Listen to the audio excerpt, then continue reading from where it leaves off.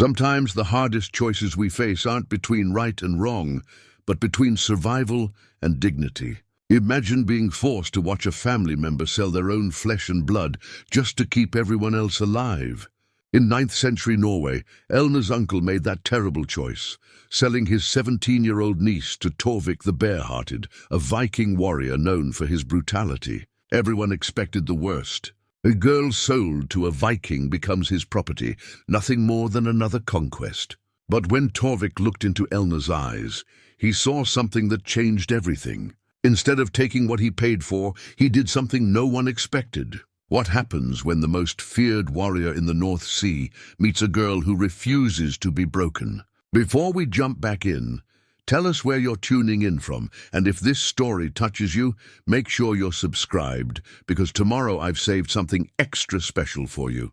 The silver brooch pressed against Elna's ribs like a secret heartbeat, hidden beneath the coarse wool of her only dress. She had sewn it into the fabric years ago when the raids first began, when her father still lived and her world made sense. Now, as she stood shivering in the village square while strange men negotiated her price, the small piece of silver felt like the last whisper of who she used to be. Magnus, her uncle, couldn't meet her eyes. His weathered hands trembled as he clutched the leather pouch that would seal her fate. 30 pieces of silver, enough to feed his remaining children through the brutal winter ahead. The gambling debts had consumed everything else, the good farmland, the cattle, even her father's sword. Only Elna remained, 17 years old, and worth just enough to buy his family another season of life. "She's young," Magnus said, his voice cracking like ice on a frozen pond. "Strong hands, good with numbers and letters. Her mother taught her before the fever took her." Torvik the Bear-Hearted stood silent as a mountain, studying the transaction with pale blue eyes that seemed to see through flesh and bone. The stories about him had reached their village months before he did.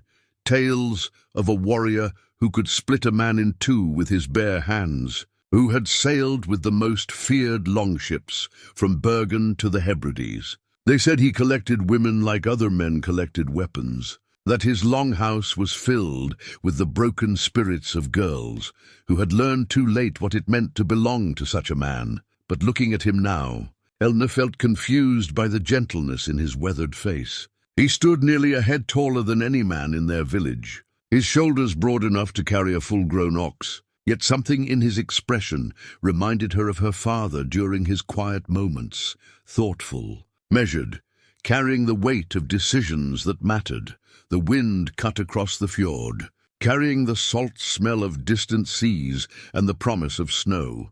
Winter was coming early this year, and everyone could feel it in their bones. The harvest had been poor, the fishing worse. Half the village children already showed the hollow-eyed look of hunger, and there were still 4 months of cold ahead. "Look at me." "Girl," Torvik said, his voice deep but not harsh. Elna raised her chin, meeting his gaze with the stubborn pride her mother had taught her never to surrender. Let him see what he was buying. Let him know that silver might purchase her body, but her spirit would remain her own. For a long moment, they regarded each other across the space that separated the purchased from the purchaser. She saw something flicker in his eyes, recognition perhaps, or surprise. Not the predatory gleam she had expected, but something almost like understanding. "What is your name?" he asked. "Elna Eric's daughter," she replied, her voice steady despite the fear threading through her chest. "Elna," he repeated, as if testing how the word felt. "You have your father's eyes. You knew my father?" Eric the Just was known throughout the Northern Territories. "He died well, I heard, fighting to protect what was his." Magnus shifted uncomfortably beside her.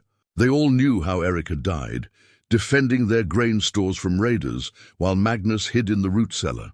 The shame of it had eaten at her uncle ever since, driving him deeper into ale and dice games, seeking oblivion from the memory of his cowardice. "The bargain is struck," Magnus said quickly, eager to finish what he had started. 30 silver pieces for the girl. She's yours to do with as you will." Torvik's men stood behind him in a loose semicircle, 5 warriors who carried themselves with the easy confidence of men accustomed to violence. They watched the proceedings with mild interest, as if buying a young woman was no more remarkable than purchasing a horse or a bushel of grain. One of them, a lean man with intricate tattoos covering his arms, laughed quietly at something his companion whispered. "Load the supplies," Torvik told them. "We sail with the morning tide." As his men moved toward their ship, Torvik turned back to Elna. "Gather what belongs to you. You have time for proper farewells." But there was little to gather and fewer people to bid farewell. Her cousins, Magnus's children, watched from the doorway of their hut with wide, frightened eyes. They were too young to understand the mathematics of survival, too innocent to grasp that their father had traded their cousin's future for their own. Little Astrid, barely 8 years old, broke away from her siblings and ran to Elna's side.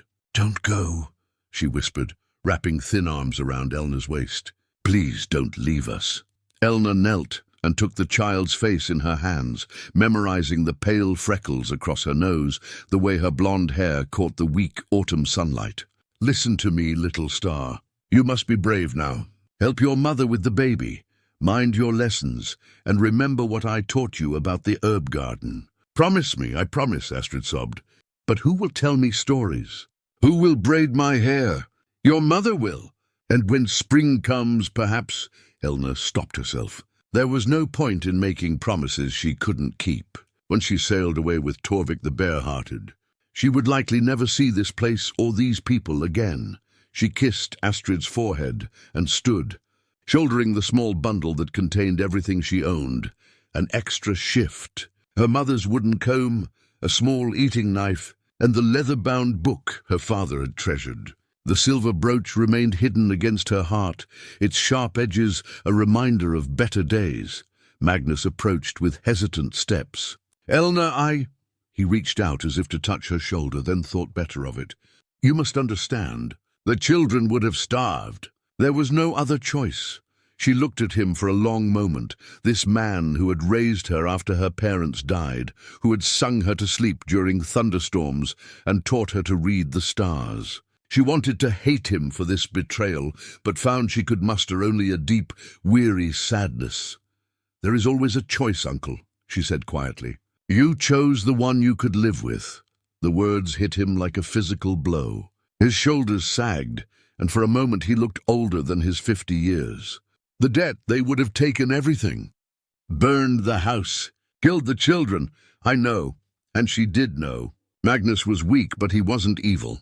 He was simply a man who had found himself in an impossible situation and chosen the path that required the least courage. "Take care of them." She turned away before he could respond, walking toward the harbor where Torvik's ship waited like a great wooden beast. The vessel was larger than anything that usually docked in their small village, a proper longship with a carved dragon's head and red-painted shields along its sides. 20 pairs of oars, and a square sail marked with Torvik's personal sigil, a bear standing on its hind legs. Mouth open in a roar, the other villagers had gathered to watch her departure, their faces a mixture of pity and relief. Relief that it was Elna walking toward that ship and not their own daughters. Relief that Torvik had taken what he wanted and would leave their village in peace. Relief that someone else's sacrifice had bought them another season of safety. Torvik waited beside the gangplank, his massive form silhouetted against the grey sky. As she approached, he gestured toward the ship. "After you." Elna paused at the threshold between her old life and whatever lay ahead. The wooden planks beneath her feet felt solid, real, more substantial than the fear that threatened to overwhelm her. She had expected chains, expected to be dragged aboard like cargo. Instead, she was being invited to board as if she were an honored guest rather than purchased property. "Why?" she asked, turning to face him. "Why did you buy me?" Torvik was quiet for so long she thought he might not answer. When he finally spoke, his words were measured, thoughtful. "Because 30 pieces of silver seemed a fair price for a chance to right an old wrong." Before she could ask what he meant, he was moving past her onto the ship, calling orders to his men in the crisp, efficient tone of someone accustomed to command. The crew responded immediately, untying ropes and preparing to depart.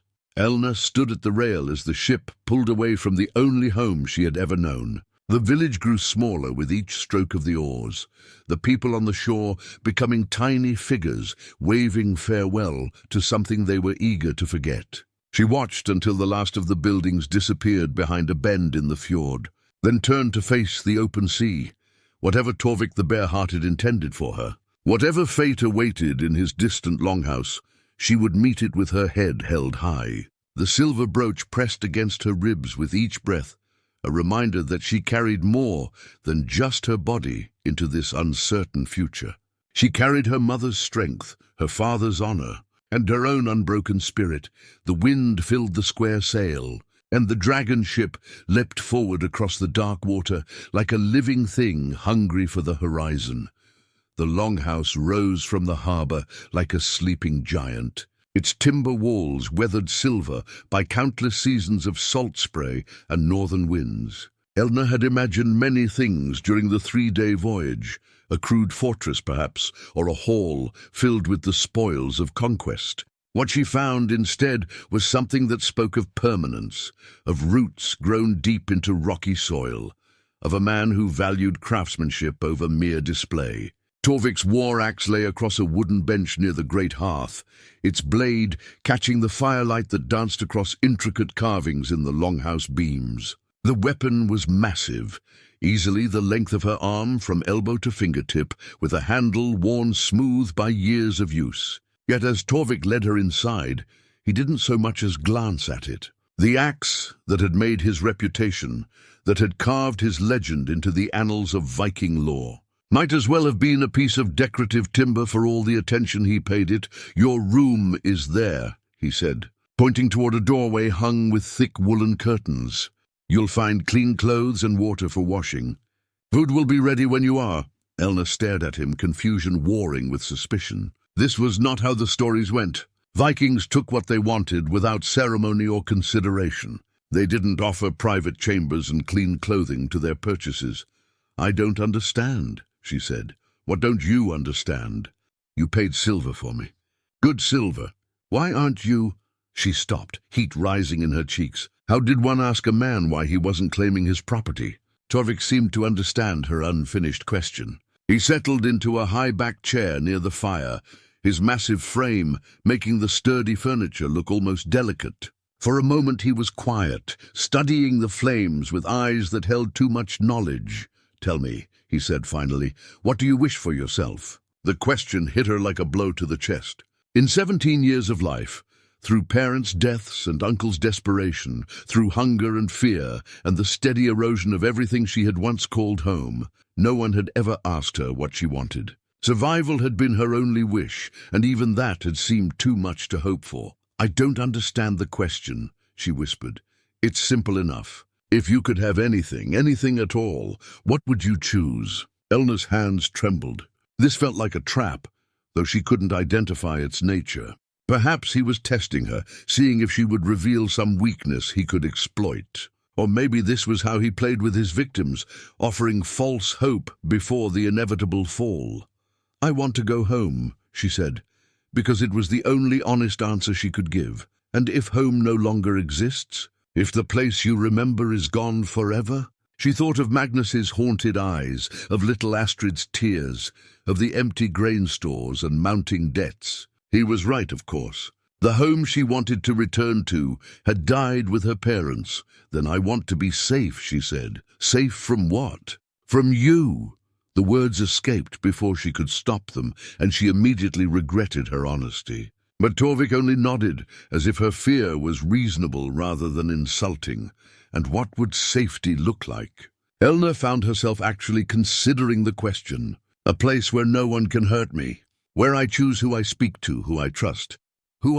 She stopped again, but this time Torvik waited. "Patient as stone. Who you give yourself to," he finished quietly. "Yes, then that is what you shall have." The simplicity of his words, the matter-of-fact way he delivered them, left her speechless. This was not negotiation or bargaining. He wasn't asking for anything in return, wasn't laying conditions on his promise. He spoke as if her safety was a fact as fundamental as sunrise. "I don't believe you," she said. "That's wise. Belief should be earned, not given freely." He rose from his chair, moving with the controlled grace of a man who had learned to be gentle despite his size. "You must be hungry. Will you eat with me?" The great table could have seated 20, but Torvik had set places for only 2, at one end where they could speak without shouting across the length of polished wood. The food was simple but well prepared: roasted meat, brown bread still warm from the oven, cheese that spoke of careful aging. He served her himself, another small gesture that turned her expectations inside. "Out, you're afraid I'll poison you?" he observed as she hesitated. Over the first bite, the thought had occurred to me, a reasonable precaution. But if I wanted you dead, there would be easier ways than poison. It was a grim joke, but something in his delivery, the dry humor, the acknowledgement of her intelligence, made her almost smile. Almost. She took a careful bite, then another when the food proved both safe and delicious. "Why did you really buy me?" she asked between bites. Torvik chewed thoughtfully before answering. "Because you reminded me of someone I failed to save." "Who?" "My sister." The admission hung between them like a bridge neither was sure they wanted to cross. Elna sensed layers of pain in those 2 words, old wounds that had never properly healed. What happened to her? "She was sold much as you were. Different circumstances, but the same ending. Her family's desperation transformed into a young woman's suffering." His voice remained steady, but something flickered in his eyes, a flash of the fury that had made him legendary. "I was too young then, too weak to prevent it. Too late to save her when I finally found where they had taken her. She died. Eventually. But not before enduring things that should never happen to anyone." He met her gaze directly. "I swore on her grave that I would never allow such a thing to happen again, not if I had the power to prevent it." Understanding dawned slowly. "You didn't buy me for yourself. You bought me to save me.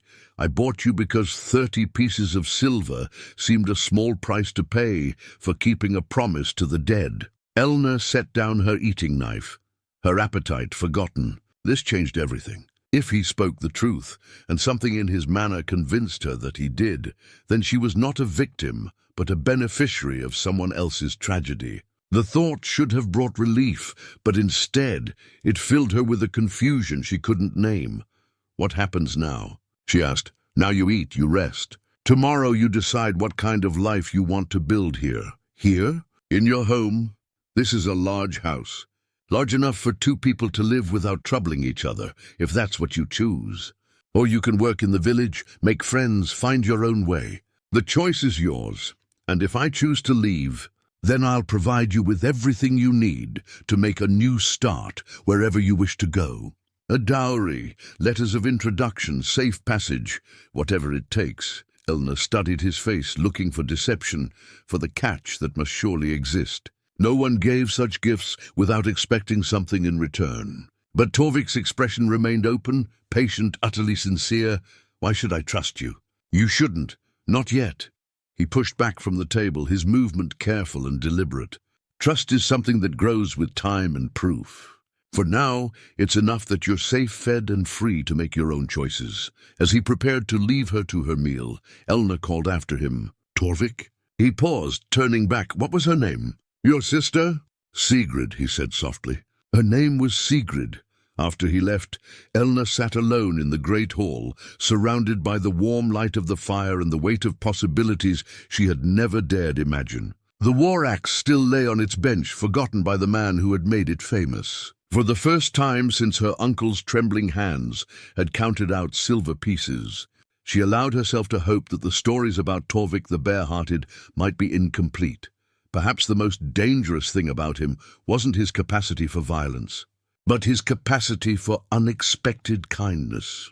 The wooden bowl appeared on her bedside table like morning mist, quietly, without fanfare, as if it had always belonged there. Elna discovered it when she woke on her 3rd day in Torvik's longhouse, her fingers tracing the smooth curves of birchwood that had been shaped with patient care. The grain of the wood flowed like water frozen in time, and along the rim, someone had carved tiny flowers, wild roses, the kind that bloomed in summer meadows she remembered from childhood.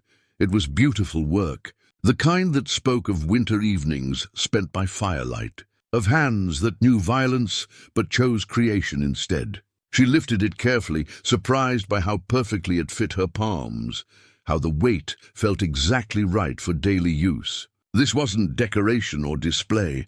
This was something meant to nourish, to comfort, to serve life rather than death. "Do you like it?" Torvik's voice came from the doorway, gentle as morning rain. Elna turned, clutching the bowl against her chest.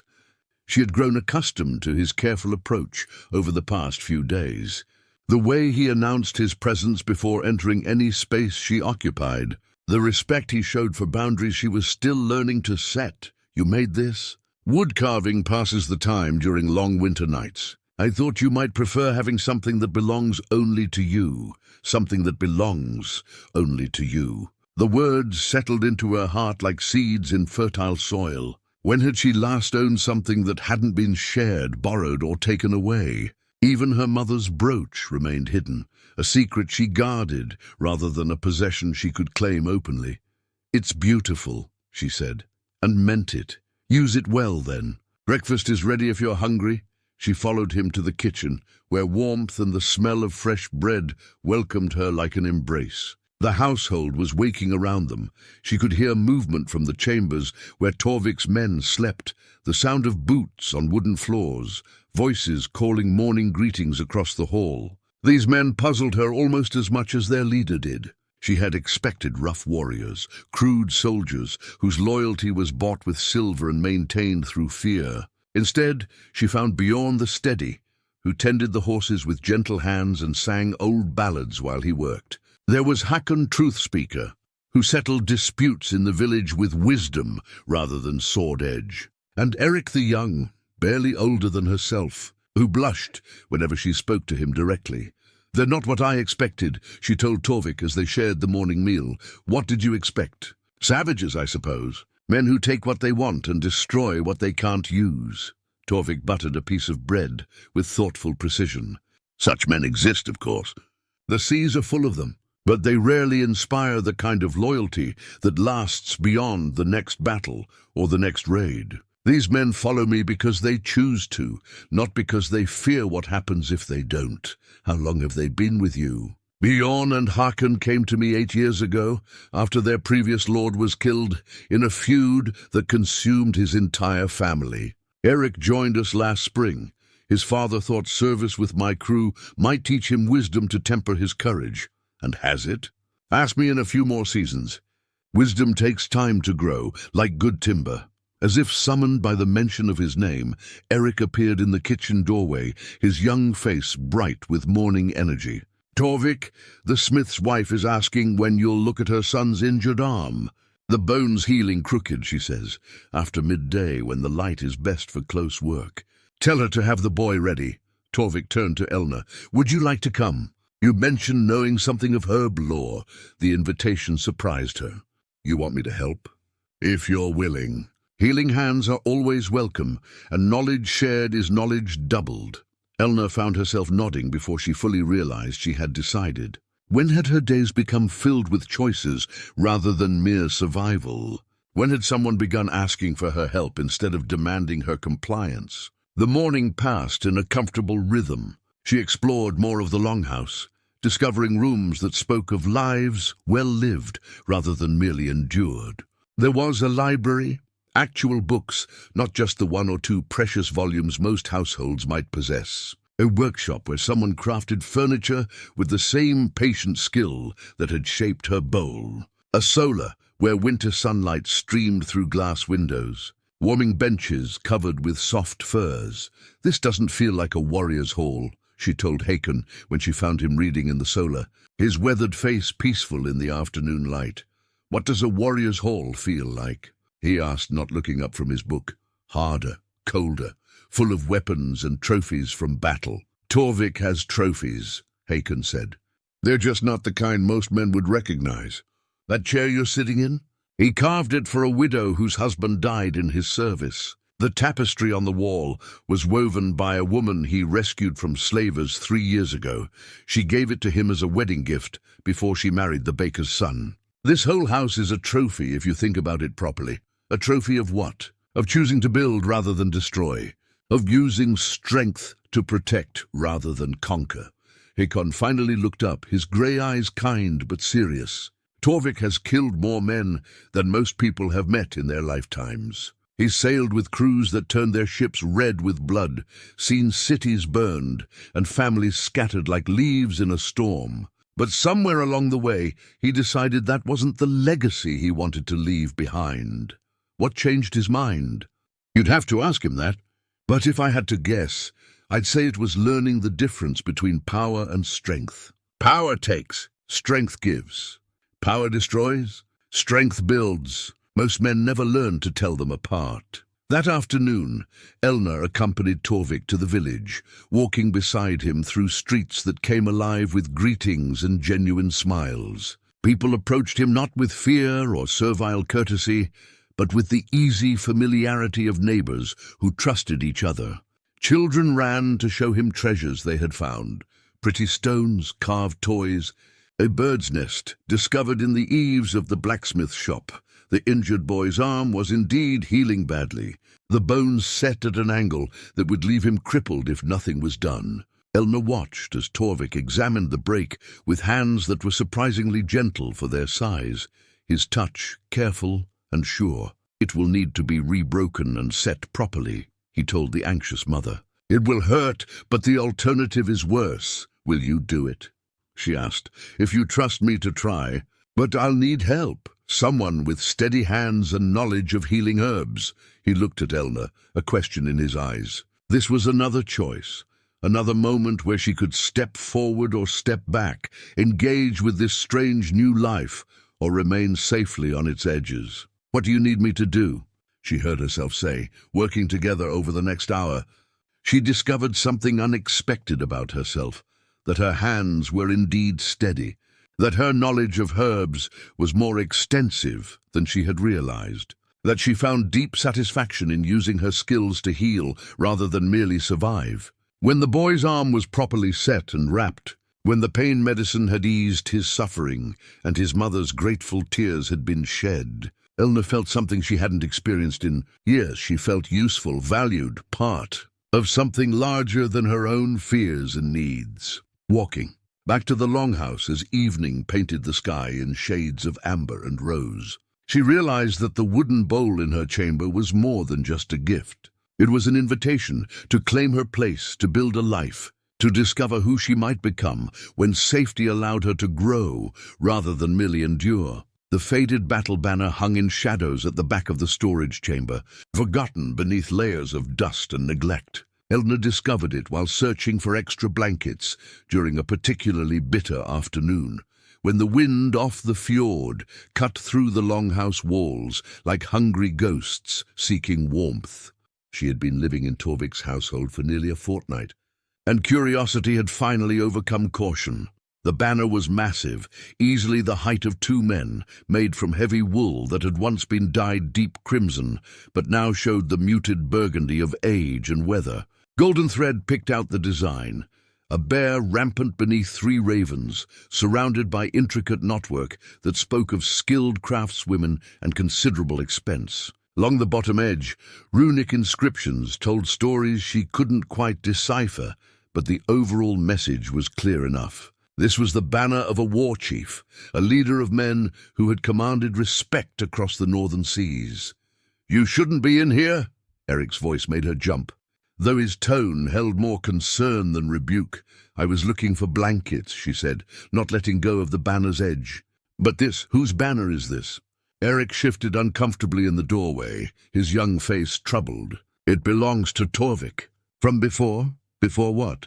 "Before he became who he is now. That banner flew from his ship when he sailed with Ragnar Ironfist's fleet.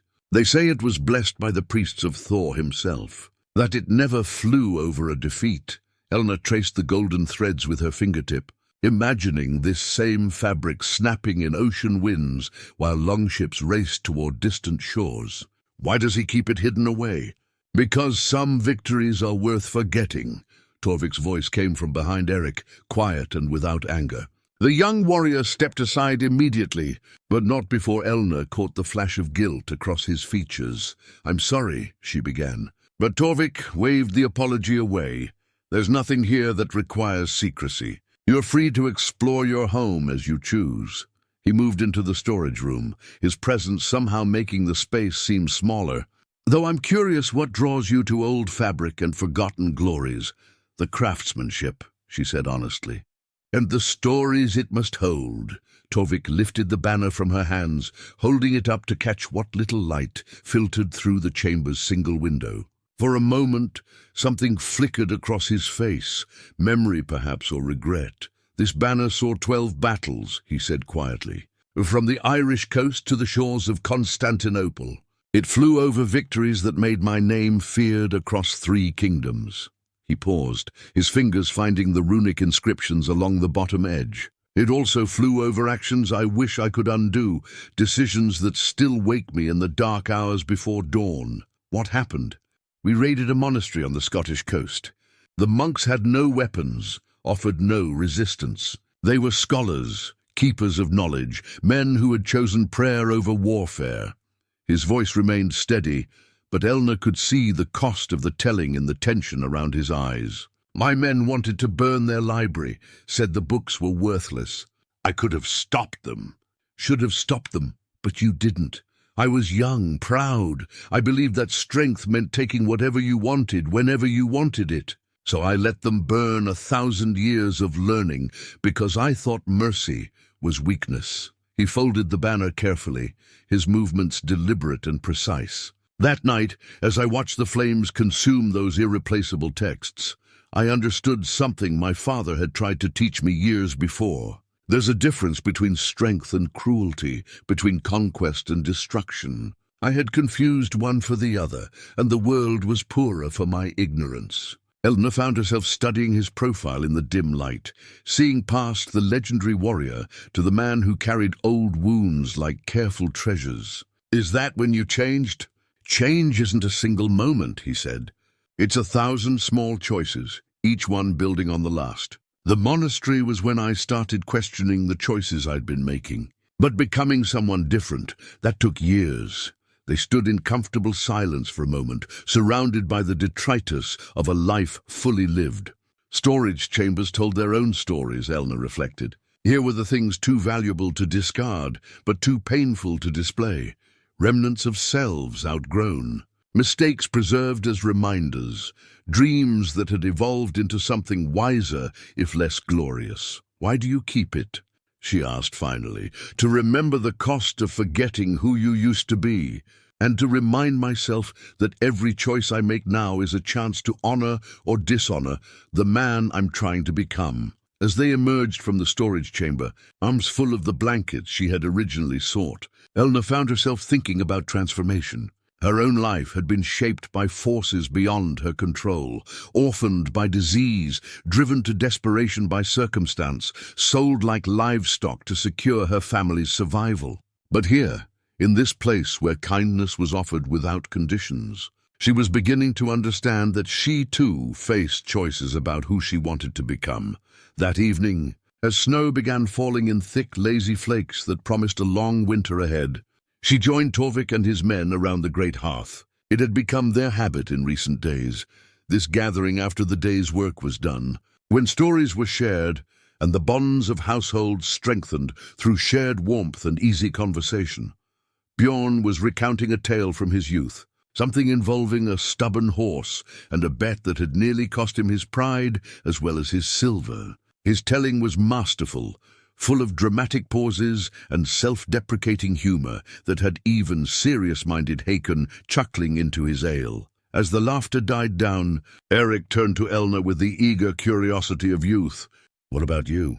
What stories do you carry from your life before?" The question caught her off guard. For so long, survival had been her only focus that she had nearly forgotten the texture of the life that came before. But surrounded by these men, who had chosen to build rather than destroy, she found herself remembering moments worth preserving, My father once told me that the northern lights were the reflection of Valhalla's golden roof, she began, surprised by the steadiness of her own voice. He said that on the clearest winter nights, if you knew how to look, you could see the heroes feasting in Odin's hall. She told them about watching for those lights during the long winter evenings of her childhood, wrapped in her mother's arms, while Aurora painted the sky in shades of green and gold. She spoke of learning to read by firelight, of helping her mother tend the sick, of the day her father had taught her to use a bow by targeting ravens that threatened their grain stores. As she spoke, she realized something remarkable was happening. These memories, which had been too painful to revisit during the dark months after her parents' deaths, were becoming gifts again, stories worth sharing, experiences that had shaped her into someone with value beyond mere survival. When the evening finally wound to a close and the household began to seek their beds, Torvik lingered by the dying fire. "Thank you for sharing those stories," he said quietly. "They help me understand the woman you're becoming." That night, lying beneath the extra blankets she had found, Elna let herself imagine a future that stretched beyond mere endurance. For the first time since her uncle's trembling hands had counted silver pieces, she allowed herself to laugh, quietly, privately, but with genuine joy at the discovery that even broken things could learn to grow again. The frost-rimmed drinking horn sat heavy in Gunnar Skullsplitter's massive hands, but his pale eyes never left Elna as she moved through the great hall, serving the evening meal with quiet grace. He had arrived that morning with a crew of 20 men, their ships dark against the winter harbor like carrion birds waiting for death. The kind of warriors who measured worth in scars and considered mercy a fatal weakness. "She moves like quality breeding," Gunnar observed, his voice carrying the particular menace of a man accustomed to taking whatever caught his fancy. Strange to see such fine goods serving table like a common thrall. Torvik's jaw tightened almost imperceptibly, but his voice remained level. "Elna is a guest in my house, not a servant. She helps because she chooses to, not because she must." "Guest?" Gunnar's laugh was like the crack of breaking bone. "You paid silver for her, Bear-Heart. I was there when the negotiations were concluded.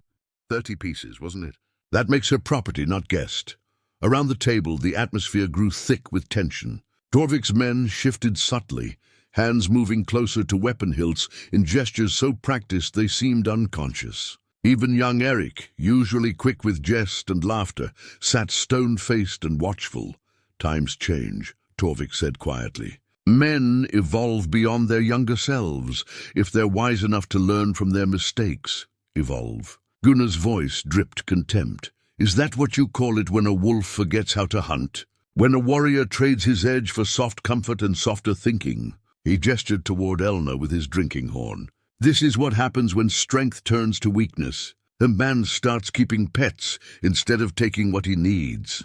Elna felt heat rise in her cheeks, but she continued her work, ladling stew into bowls with hands that refused to tremble despite the sick fear churning in her stomach. She had seen men like Gunnar before, raiders who swept through villages like winter storms, leaving emptiness and grief in their wake. The kind of men she had expected Torvik to be before she learned otherwise. "Perhaps," Torvik said, his tone conversational despite the danger crackling through the hall. "We define strength differently, do we?" Gunnar rose from his seat, his bulk casting long shadows in the firelight. He was nearly as tall as Torvik, broader through the shoulders, with the kind of casual violence that came from never having met meaningful resistance. "Tell me, old friend, when did you last feel the weight of gold in your hands? When did you last sail toward a horizon heavy with promise and possibility?" "I sailed last month," Torvik replied. "Took supplies to the settlements on Shetland before the winter storms made passage impossible. Good people struggling to survive in harsh country. They needed help more than I needed their silver." "Help?" Gunnar's expression was genuinely puzzled, as if Torvik had suddenly begun speaking in unknown tongues. "What use is help? What profit comes from aid given freely?" "The profit of sleep, untroubled by ghosts," Hakon said quietly from his place at the table. "The profit of knowing your strength serves something greater than your own appetite." Gunnar's attention snapped to the older warrior, like a hawk fixing on prey. "And you, truth speaker, do you share your lord's new philosophy? Have you forgotten what it means to be Viking?" "I've forgotten nothing," Harkon replied with steady calm. "I remember what it was to sail with crews who took everything and gave nothing back. I remember what it was to return from raids with pockets full of silver and hearts empty of purpose. And I remember what it was to finally find a leader worth following rather than merely obeying." The silence that followed was sharp enough to draw blood. Gunnar's hand moved to the hilt of his sword, and Elna saw the moment balance on a knife's edge between words and warfare. Then Torvik spoke again, his voice carrying the kind of quiet authority that had commanded loyalty across the northern seas. "You're welcome in my hall, as long as you honor my household and my customs," he said. "If that's too great a burden for your conscience, the harbor is open and the wind favorable for departure." For a heartbeat, violence hung in the air like smoke from a poorly tended fire. Then Gunnar threw back his head and laughed, a sound devoid of humor, but rich with dark promise. "Oh, Bear-Heart, you have grown soft.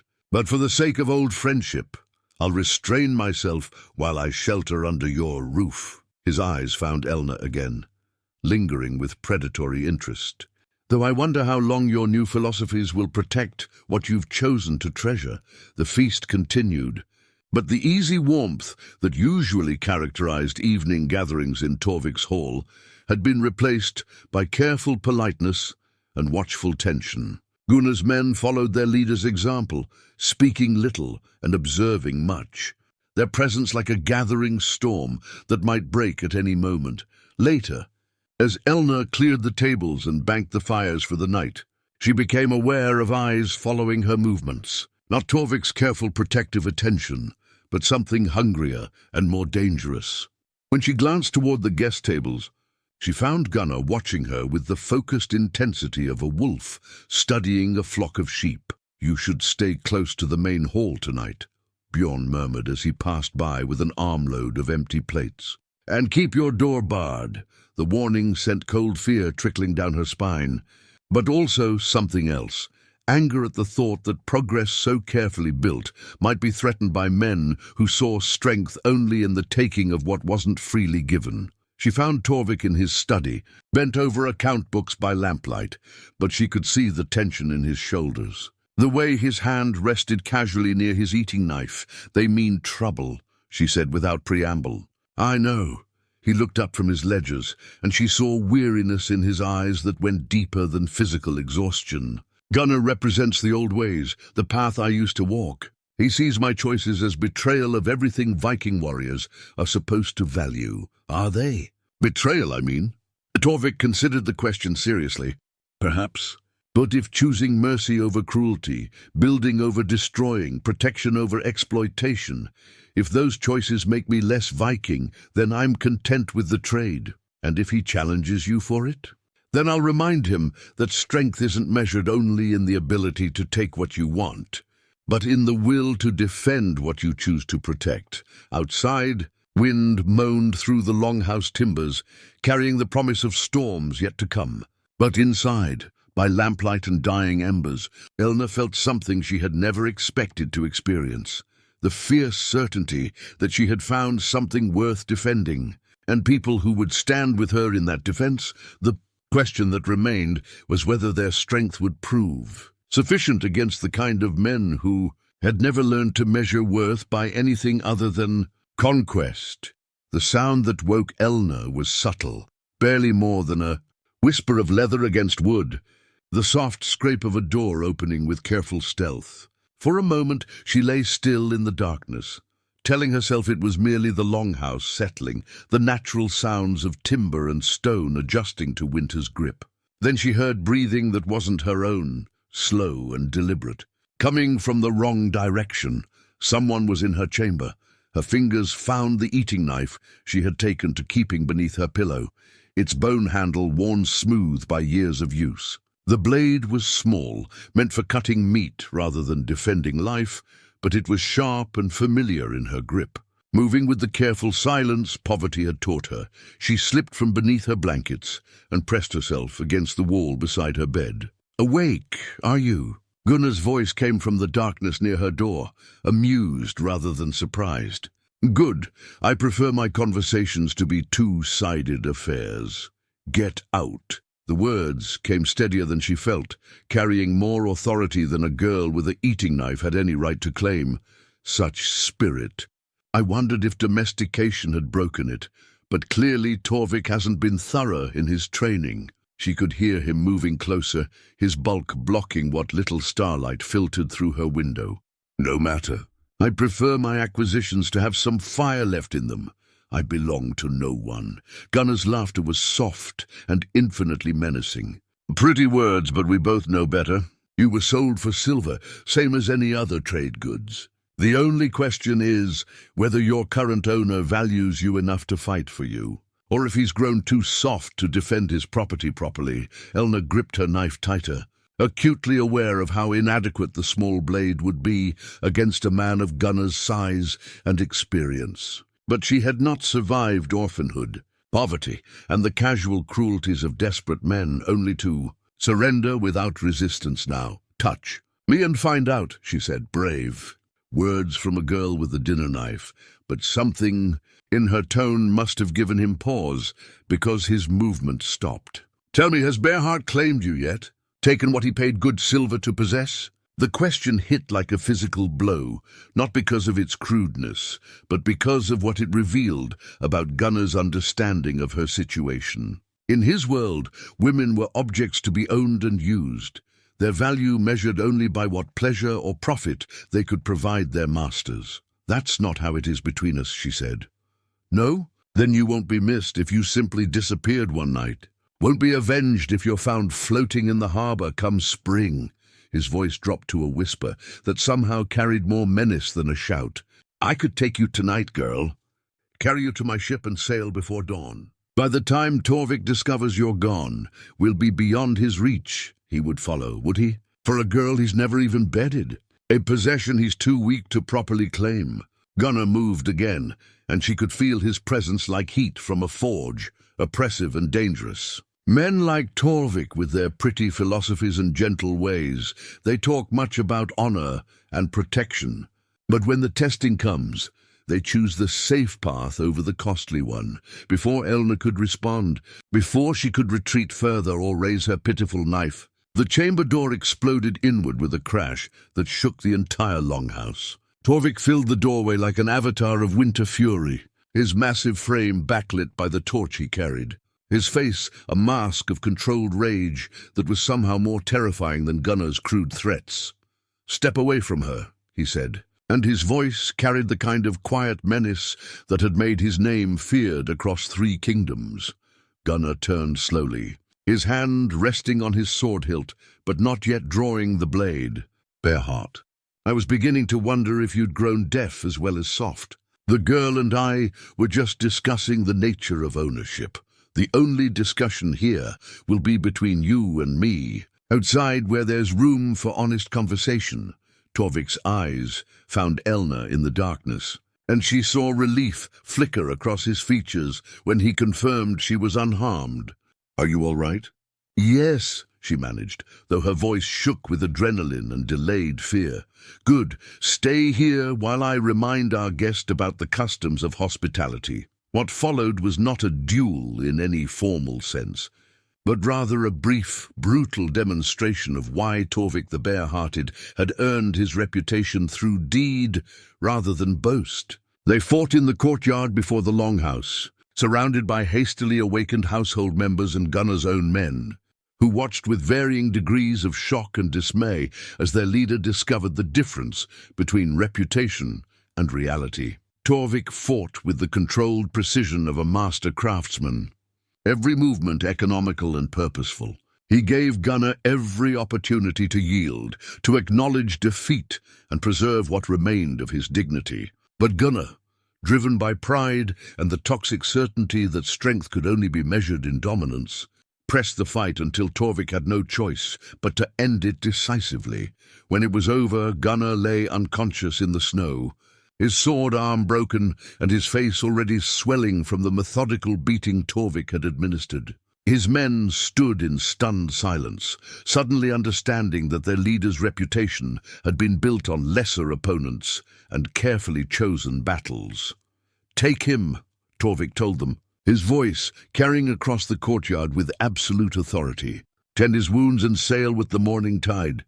If I see any of you in my waters again, I'll finish what your leader started tonight."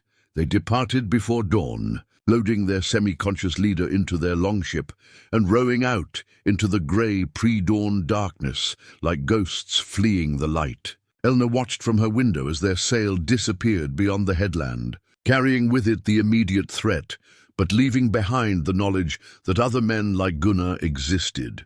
Men who would see her situation as opportunity rather than example. "It's not over," she told Torvik when he came to check on her welfare. "No," he agreed. "But it's not about you anymore, if it ever was. This is about two different ways of understanding what it means to be strong, what it means to be Viking, what it means to live with purpose rather than merely appetite. And if more come, if they decide your way of life threatens theirs?" Torvik was quiet for a long moment, looking out toward the harbor where hostile ships might one day appear again. "Then we'll stand together and defend what we've chosen to build. Not because we must, but because we believe it's worth defending." As winter deepened around them, Elna found herself thinking often about that night, about the moment when abstract philosophy had been tested against immediate threat.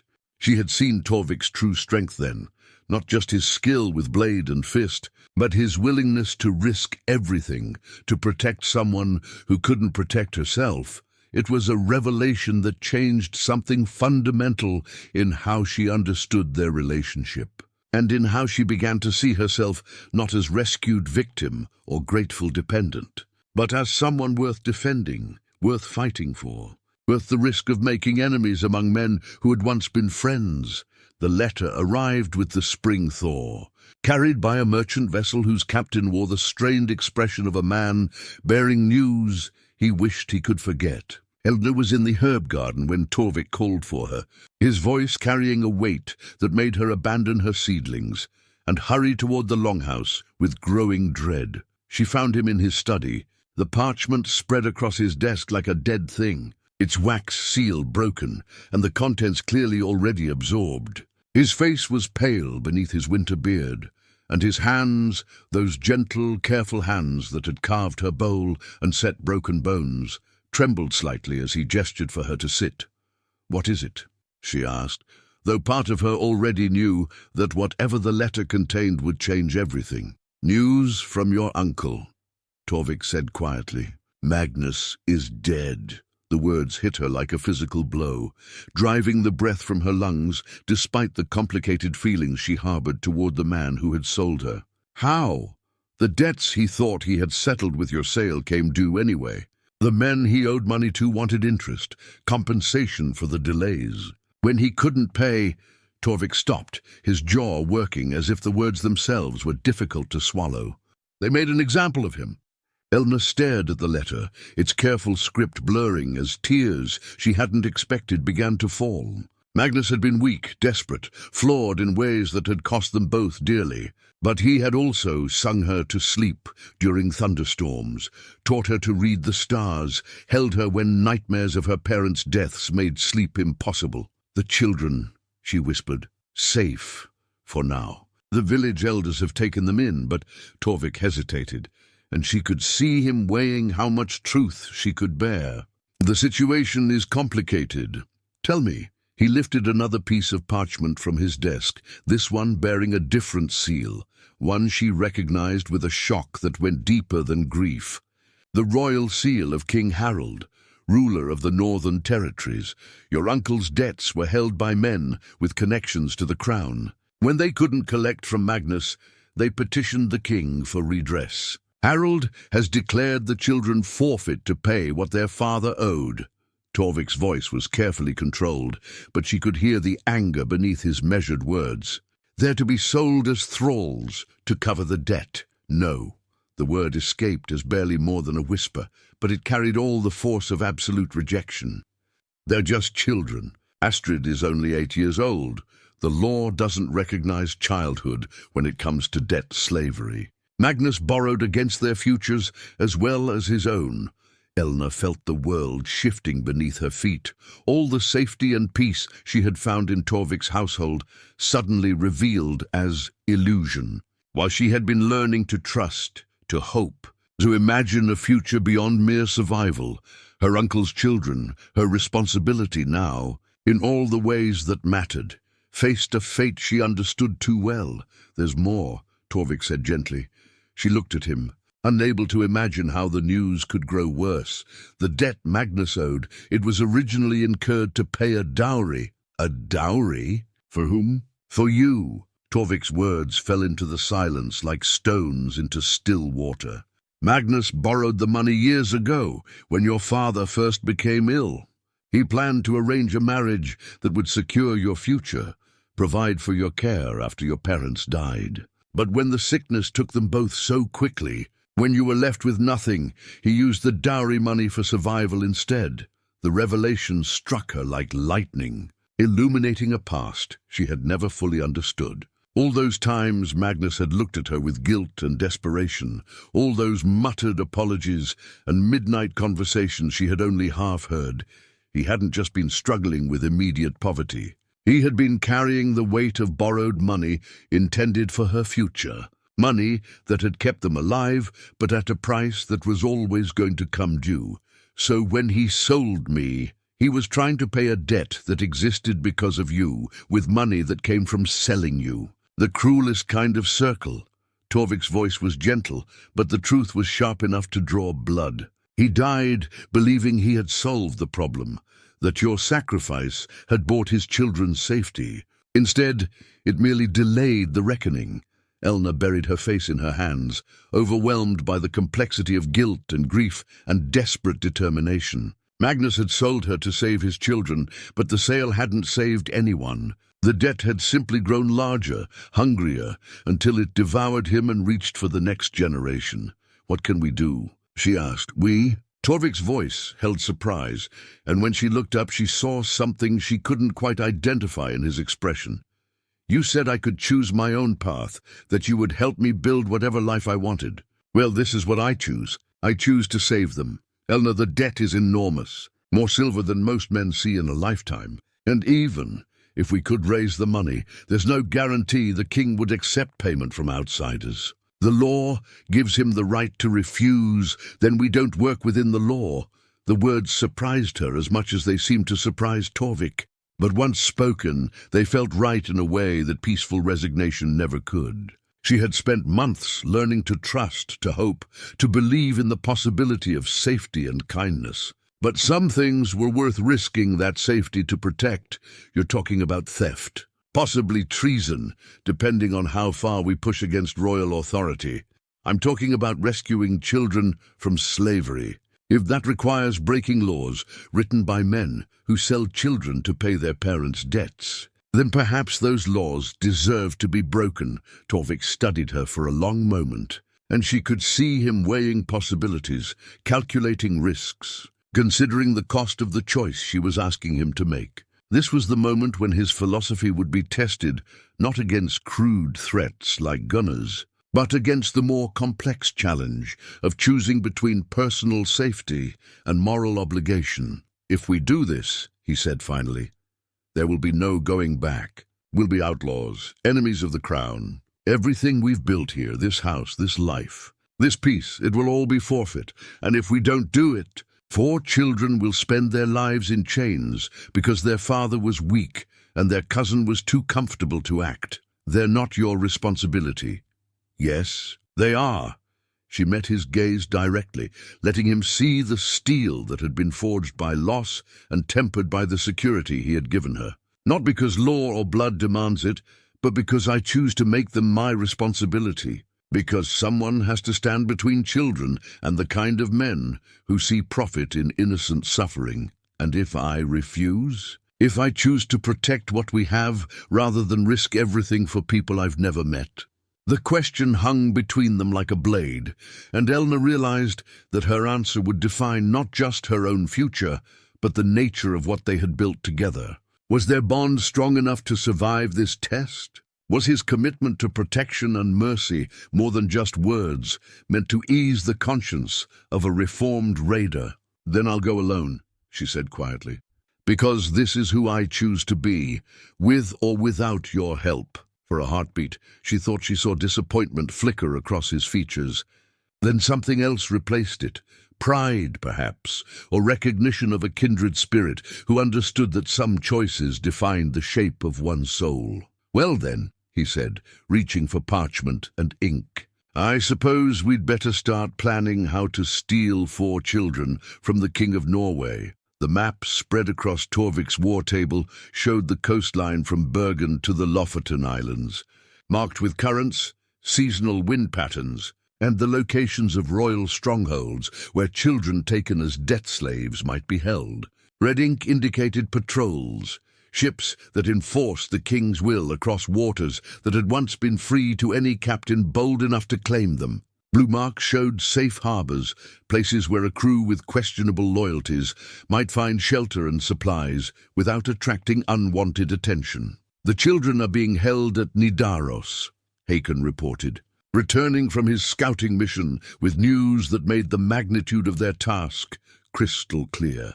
"In the royal compound, under heavy guard.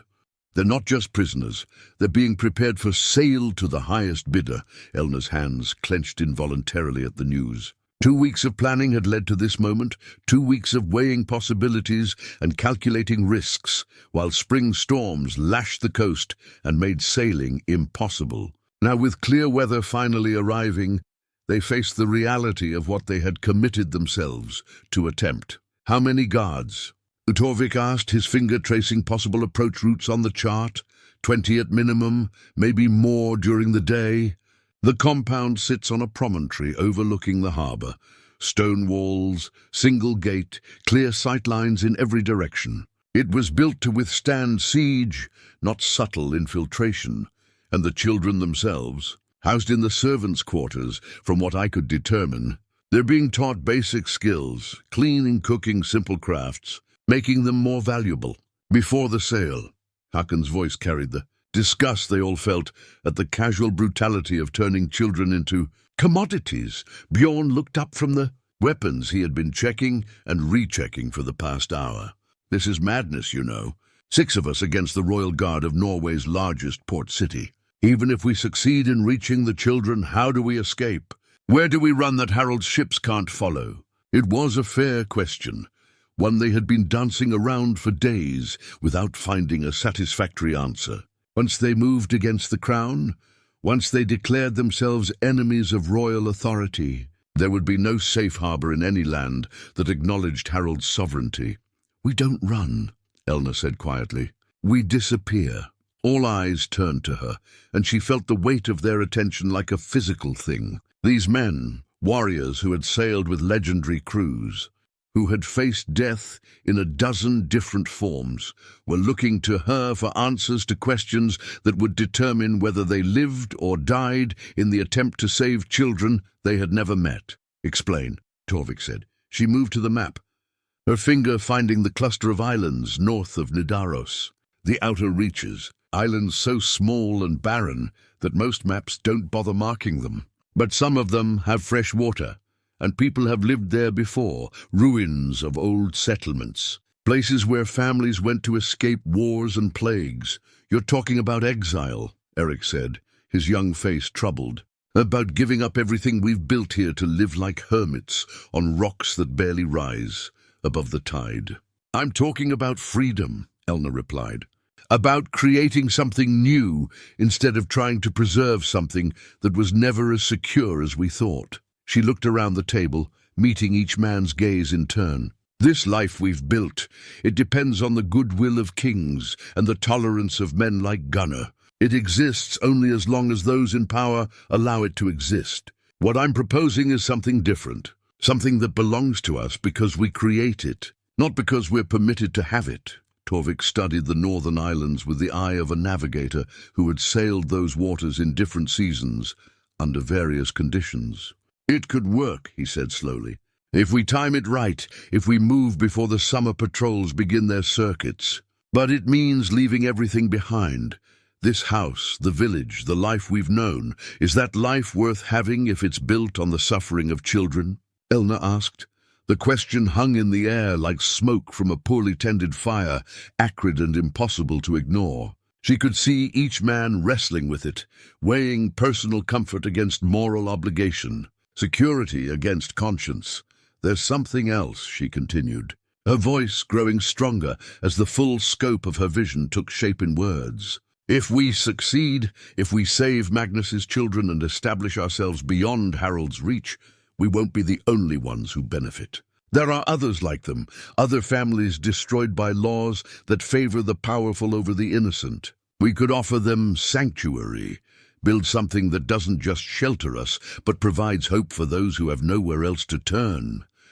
You're talking about creating an outlaw settlement, Hakon said, but his tone carried consideration rather than dismissal. A place where people can go when the system fails them. I'm talking about proving that there's another way to live. That strength doesn't have to mean dominance. That prosperity doesn't require the exploitation of the weak. She thought of the silver brooch still hidden against her heart. Of all the broken things that could learn to grow again, if given the chance. I'm talking about building something worthy of the risk we're taking. Bjorn set down the sword he had been sharpening and looked at her with something approaching awe. You've changed, girl. When you first came here, you could barely speak without trembling. Now you're proposing to challenge a king. I've learned what it means to be safe, she said simply. And I've learned that safety shared is stronger than safety hoarded. Over the following days, their desperate plan took shape with the methodical precision of master craftsmen building something meant to last. They would sail north in 2 ships, Torvik's dragon boat and a smaller vessel appropriate for coastal trading. The smaller ship would approach Nidaros openly, carrying Eric and Bjorn as merchants seeking to purchase slaves for a wealthy landowner on the outer islands. Meanwhile, Torvik's ship would wait beyond the horizon, ready to intercept and rescue once the children were clear of the royal compound. The timing would be critical. They needed to move during the new moon, when darkness would favor their escape, but the tides would still allow safe passage through the treacherous channels that surrounded Nidaros. They needed calm weather for speed, but enough wind to outdistance pursuit. They needed luck, skill, and the kind of courage that came from knowing the cause was worth the risk. If this goes wrong, Torvik told Elna on the night before their departure, if we're caught or killed in the attempt, we won't be, she said with a certainty that surprised them both. How can you be so sure? She thought about that, about the strange confidence that had grown in her over the past weeks as their plan developed from desperate hope into careful strategy. Because for the first time in my life, I'm fighting for something instead of just surviving. Because I've learned the difference between existing and living, between safety and freedom. She met his gaze in the firelight, seeing her own determination reflected in his pale blue eyes. Because I finally understand what you meant when you said that strength is choosing to protect rather than to conquer. That night, as she lay in her chamber for what might be the last time, Elna finally removed her mother's silver brooch from its hiding place. She held it in the lamplight, studying the intricate knotwork that spoke of skilled craftsmanship and better days. Tomorrow she would wear it openly, not as a secret reminder of who she used to be, but as a declaration of who she had chosen to become. The brooch represented more than just her heritage now. It symbolized the possibility of transformation, the truth that broken things could be repaired, that lost people could find their way home. Whatever happened in the days ahead, whatever risks they faced or prices they paid, she would carry that truth with her like a talisman against despair. Outside her window, she could hear the crew making final preparations, checking ropes, testing weapons, ensuring that every detail of their desperate plan had been considered and prepared for. These men who had chosen to follow her vision into exile and uncertainty, who had traded security for the chance to build something better than what they were leaving behind. Tomorrow, they would discover whether courage and careful planning would be enough to challenge the established order. whether love could triumph over law, whether mercy could overcome might, whether 6 outlaws and 4 children could disappear into the vast northern seas and create something new from the ashes of what they had lost. But tonight, for the first time since her uncle's trembling hands had counted silver pieces, Elna fell asleep without fear, sustained by the knowledge that she was finally fighting for something worthy of the risk. The royal compound at Nidaros rose from the harbour like a clenched fist of stone and timber, its walls blackened by decades of salt spray and winter storms. From her position on Torvik's dragon ship, hidden beyond the headland that sheltered the great port, Elna could see the banners snapping in the morning wind, Harold's personal standard flying above the battlements like a declaration of absolute authority. The trading vessel approaches the harbour. Hakon reported, his keen eyes tracking the smaller ship that carried Eric and Bjorn toward their rendezvous with carefully orchestrated deception. Signal flags show they're requesting permission to dock for commerce. Elna's heart hammered against her ribs as she watched their friends disappear behind the harbour's protective breakwater. Everything depended on the next few hours, on Eric's ability to play the part of a wealthy merchant's agent, on Bjorn's skill at seeming harmless despite the weapons hidden beneath his trader's robes, on the guards' willingness to see profit rather than threat in their unexpected visitors. "How long do we wait?" she asked Torvik, who stood beside her with the calm focus of a man who had commanded ships through storms both literal and metaphorical. "Until the sun reaches its highest point. If they haven't signaled by then." He didn't finish the sentence, but they both understood. If noon came without word from their companions, they would assume the worst and sail north alone, carrying the weight of failure and the knowledge that 4 children would remain in chains because courage hadn't been enough. The waiting was agony. Every passing moment stretched like years. Every shadow on the water might herald royal ships launching to surround them. Every sound of wind through rigging could mask the approach of enemies who had seen through their desperate stratagem. Elna found herself touching the silver brooch she now wore openly, its familiar weight a reminder of all the transformations that had brought her to this impossible moment. "Ship approaching from the harbour," called the lookout from his perch on the mast. "Flying merchant colours, but what?" Torvik demanded. "She's flying the signal. 3 red pennants. They have the children." Relief flooded through Elna with such intensity that her knees nearly buckled. The first part of their plan had succeeded. Somehow, impossibly, Eric and Bjorn had managed to convince the guards to release Magnus's children into their custody. But relief was immediately replaced by renewed tension, as she realized that the most dangerous part of their mission was just beginning. "How much time do we have?" she asked. "Not enough," Hakon replied grimly, pointing toward the harbour mouth where new shapes were emerging, warships flying royal colours, their crews already working to set full sail. Someone got suspicious, or perhaps this was a trap from the beginning. The trading vessel raced toward their position with everything her crew could coax from wind and sail. But she was a merchant ship, built for cargo capacity rather than speed. Behind her, gaining with every passing moment, came 3 royal longships, whose crews had been chosen for their skill at running down enemies of the crown. "We can't outrun them," Torvik said, his voice carrying the flat certainty of a navigator who understood the mathematics of pursuit. "Not with the children aboard the slower vessel?" "Then we don't run," Elna said, her mind racing through possibilities she had never imagined herself capable of considering. "We fight. 6 men against 3 full crews? Those aren't odds any sane person would accept. Then it's fortunate that sanity abandoned us the moment we decided to steal children from the King of Norway." She turned to face him, and saw her own desperate determination reflected in his pale eyes. "You said once that strength meant choosing to protect rather than conquer. This is that choice, Torvik. This is the moment when we discover what our philosophy is worth, when it's tested by steel and blood."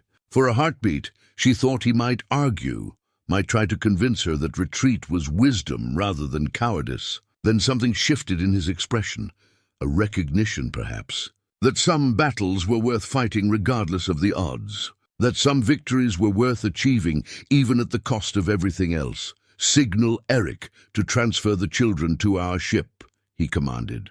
"Tell him to abandon the trading vessel and prepare for combat." As his crew scrambled to relay the message and prepare for battle, Elna found herself thinking of the long journey that had brought her to this moment. She had begun as Magnus's desperate solution to insurmountable debt, a girl sold for silver to buy her family another season of survival. She had discovered safety in Torvik's unexpected kindness, had learned to trust in the possibility of gentleness from those with the power to be cruel. Now she stood on the deck of a dragon ship preparing to fight the Royal Navy of Norway, not for conquest or plunder, but for the simple principle that children should not be sold to pay their father's debts. It was a transformation she could never have imagined, a becoming that felt as natural as breathing, despite its apparent impossibility. The pursuit ships were closing fast, their dragon heads cutting through the waves like predators scenting blood. Soon there would be no more time for thought, no more space for doubt or regret. Soon there would be only the test of whether love could triumph over law, whether mercy could overcome might, whether 6 outlaws could stand against the established order and win. The children huddled in the stern of Torvik's dragon ship, their eyes wide with terror and confusion as the world they had known dissolved into violence and uncertainty. Little Astrid clung to her brother Olaf with the desperate grip of someone too young to understand why strangers had come to rescue them, why the peaceful morning had suddenly filled with the sound of war horns and shouting men. Elna knelt beside them as the royal longships closed the distance, their bronze-reinforced rams cutting through the dark water like spear points aimed at the heart. "Listen to me," she told the children, her voice somehow steady despite the chaos erupting around them. "Do you remember the stories I used to tell you? About brave heroes who faced impossible odds?" Astrid nodded, her blonde hair tangled and her thin face pale with exhaustion. "The ones where good always wins in the end?" "That's right. Well, this is one of those stories, little star. And you're the heroes this time. The first of the pursuit ships struck like thunder made manifest, its crew pouring over the rails with weapons raised and battle cries that spoke of men who had never learned to question the righteousness of their cause. They fought for king and crown, for law and established order, for the simple principle that royal will must be obeyed regardless of its moral. Wait, but Torvik's crew fought for something different, for the radical idea that some things were worth protecting even when protection came at great cost. That mercy was not weakness, but the highest form of strength. That love could transform ordinary people into something extraordinary. The battle raged across both ships with a ferocity that seemed to bend the very air around them. Steel rang against steel, men shouted and fell, and the sea began to turn red with the blood of those who had chosen to make their stand on this particular day, in this particular place. Elna found herself caught in the midst of it all, not as passive victim but as active participant, her eating knife somehow in her hand, as she stood between the children and a royal guard whose sword glittered with deadly intent. She had never killed before, had never even seriously wounded another person, but when the moment came, when choice narrowed to the space between one heartbeat and the next, she discovered reserves of fierce determination she had never known she possessed. The guard fell, his eyes wide with surprise that someone he had dismissed as helpless could prove so dangerous when cornered. As he dropped, Elna felt something fundamental shift inside her, not pleasure in violence, but the grim satisfaction of knowing she had protected what mattered most. Around her, the battle continued with the kind of brutal efficiency that spoke of men who understood the stakes involved. Torvik fought like the legendary warrior he had once been, his great axe singing through the air with deadly precision. But this was not the random slaughter of his raiding days.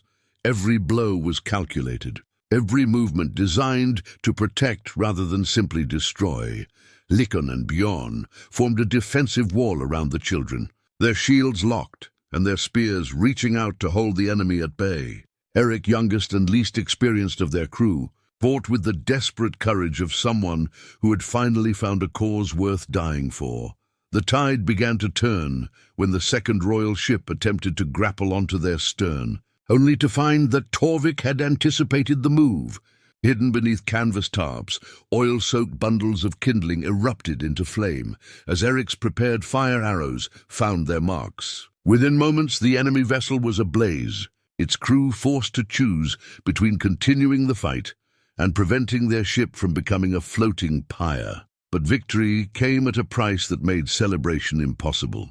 2 of their own men lay dead on the bloodied deck, and Bjorn nursed a sword wound that would trouble him for the rest of his days. The third royal ship still approached, its crew now fully aware that they faced opponents who would not yield easily. "We can't take another boarding action," Hakon panted, wiping blood from a cut above his eye. "Not with the children to protect." Torvik looked toward the approaching enemy, then at the children cowering in the stern, then at Elna with her bloodied knife and her fierce, protective stance. In that moment, she saw him make the calculation that would define the rest of their lives. "Then we don't fight defensively," he said. "We end this now." What followed was not tactics or strategy, but pure, desperate audacity. Torvik turned their dragon ship directly toward the final pursuer, ordering full sail despite the risk of collision, despite the certainty that ramming speed would destroy both vessels and likely kill everyone aboard. At the last possible moment, as the bronze rams of both ships seemed destined to meet in mutual annihilation, the royal captain's nerve broke. His ship veered away, seeking safer distance from opponents who had proven willing to die rather than surrender their charges. As the enemy vessel retreated toward the distant harbor, Elna gathered the children close and pointed toward the northern horizon, where freedom waited among islands too small and barren for kings to covet. "See there?" she told little Astrid. "That's where our new story begins." 5 years later, the settlement on Raven's Rest Island had grown from desperate refuge into something resembling hope made manifest. What had begun as a handful of outlaws and 4 frightened children had evolved into a community of nearly 30 souls. Families who had fled impossible debts, women escaping brutal marriages, men whose consciences could no longer bear serving masters who valued profit over human dignity. Elna stood on the cliff, overlooking their small harbor, watching as another ship approached under flags of truce rather than conquest. These days, they received more visitors seeking sanctuary than enemies seeking retribution. Word had spread through the northern territories about the island where outcasts could find safety, where children were valued more than silver, where strength served mercy rather than dominance. "Another family from the mainland," Torvik observed, joining her at the cliff's edge. His hair had gone grey at the temples in the years since their escape from Nidaros, and new lines marked his face, not from worry or regret, but from long days spent in honest labor and longer evenings spent teaching children to read by firelight. "How many this time?" 6, including 3 young ones. "Parents died in the plague that swept through Stavanger last winter. The local lord wanted to sell them to cover burial costs." Elna shook her head, still amazed by the casual cruelty that seemed to define so much of the world beyond their small island refuge. "And somehow they found their way to us. People talk. Stories spread. Word reaches those who need to hear it most." He gestured toward the terraced gardens that now covered much of the island's southern slope, toward the workshops where former slaves learned crafts that would sustain them, toward the school where Astrid, now 13 and bright as polished silver, taught letters to children who had never expected to learn such luxuries. "What we've built here isn't just shelter, Elna. It's proof that another way is possible." She thought about that as they made their way down to the harbor to greet the newcomers. In the early days, survival had been their only goal, finding fresh water, building adequate shelter, establishing defenses against the possibility of royal pursuit. But somewhere along the way, mere survival had transformed into something richer and more meaningful. The island had abundant fishing, soil that could be coaxed into productivity, and most importantly, people who understood that cooperation was not just morally preferable to exploitation, but practically more effective as well. Children who might have grown up as slaves learned trades that would make them valuable contributors to society. Women who had been treated as property discovered talents they had never been allowed to develop. Men who had spent their lives taking orders learned the satisfaction of making decisions based on conscience rather than fear. Elna, little Astrid, though she wasn't so little anymore, came running up from the docks where she had been helping unload supplies from a trading vessel. The new family has a girl my age. Her name is Thora, and she knows how to weave seagrass into rope. Can I show her the workshop? Of course, Elna replied, smiling at the enthusiasm that had replaced the terror she remembered from that desperate rescue years ago. But help them settle in first. Make sure they have food and warm clothes before you start planning projects. As Astrid raced back toward the harbor, Torvik chuckled quietly. She's going to rule this place someday, isn't she? All of them will, in their own ways. That's the point. Elna touched the silver brooch she still wore, now openly displayed as a symbol of heritage, reclaimed rather than hidden as a secret reminder of loss. We're not just saving individual children, Torvik. We're proving that people who grow up feeling valued and safe become adults who value safety for others. That evening, as was their custom, the entire community gathered for the evening meal in the great hall they had built from salvaged ship timber and island stone. The newcomers sat among them, no longer strangers but neighbors in the making, their children already beginning to relax in the presence of adults who saw them as treasures to be protected rather than burdens to be endured. As the meal wound down and the evening stories began, Elna found herself thinking about the long journey that had brought them to this moment. She had begun as a girl sold for silver, her worth measured only by her ability to solve someone else's desperate situation. She had discovered safety in unexpected kindness, had learned to trust in the possibility of gentleness from those with power to be cruel. But most importantly, she had learned that safety shared was not weakened but strengthened, that the courage to protect others was the truest measure of strength, that love multiplied rather than diminished when given freely. Tell us about the old days, young Olaf requested, as he did most evenings. Magnus's son had grown tall and serious in the years since their rescue, but he still hungered for stories that connected him to the larger world beyond their island sanctuary. Which old days? Elna asked. The days when Uncle Torvik was a famous warrior, and you were just a girl who didn't know how brave she was. Elna glanced at Torvik, who smiled and gestured for her to begin.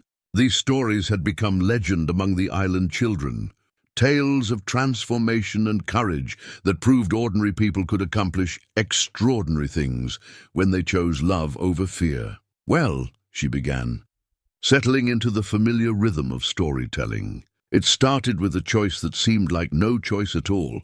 In a village where winter was coming and there wasn't enough food to keep everyone alive. As she spoke, weaving the familiar tale of desperation transformed into hope, of violence redeemed through mercy, of broken people learning to heal themselves by healing others. Elna realized that the story she was telling had no ending.